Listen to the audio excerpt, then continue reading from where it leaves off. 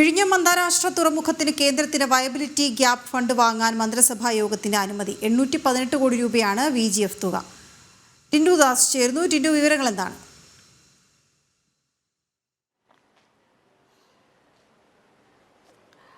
വീണ, viability gap ഫണ്ടുമായി ബന്ധപ്പെട്ട് കേന്ദ്രവും സംസ്ഥാനവും തമ്മിൽ ചില ആശങ്കക്കുഴപ്പങ്ങളൊക്കെ നിലനിന്നിട്ടുണ്ടായിരുന്നു. 818 കോടിയോളം രൂപ വയബിലിറ്റി ഗ്യാപ് ഫണ്ടായിട്ട് കേന്ദ്ര സർക്കാർ നൽകാമെന്ന് സംസ്ഥാന സർക്കാരിനെ അറിയിച്ചിട്ടുണ്ടായിരുന്നു. പക്ഷേ ഇത് ഒരു വായ്പയുടെ പരിധിയിലേട്ടൊക്കെ പോകുന്ന ഒരു ഘട്ടം വന്നു. ആ സാഹചര്യത്തിൽ കേരളം ഈ ഫണ്ട് വേണ്ടാവുന്ന തീരുമാനത്തിലേക്ക് എത്തുകയായിരുന്നു. കാരണം VGF ഫണ്ട് നൽകാതെ ഒരുപക്ഷെ ഈ വിഴിഞ്ഞം പോലുള്ള ഒരു ബൃഹത്തായ ഒരു ഇൻവെസ്റ്റ്മെന്റ് പദ്ധതി അല്ലെങ്കിൽ ഒരു വ്യവസായ പദ്ധതി മുന്നോട്ട് പോകാൻ സാധിക്കില്ല. അപ്പോൾ ആ ഒരു സാഹചര്യത്തിലാണ് ഇപ്പോൾ മന്ത്രിസഭാ യോഗം അടിയന്തരമായി ഈ വിഷയത്തിൽ തീരുമാനമെടുത്തത്. 818 കോടി രൂപ VGF ഫണ്ടിനത്തിൽ സംസ്ഥാന സർക്കാർ കേന്ദ്ര സർക്കാരിന്റെ കയ്യിൽ നിന്നും വാങ്ങും. ഇതിന്റെ കടവും അതോടൊപ്പം തന്നെ തിരിച്ചടവുമായി ബന്ധപ്പെട്ട കാര്യങ്ങളൊക്കെ പിന്നീടായിരിക്കും ചർച്ച ചെയ്യുക. നമുക്കറിയാം, സാമ്പത്തിക വർഷത്തിന്റെ അവസാനമാണ്.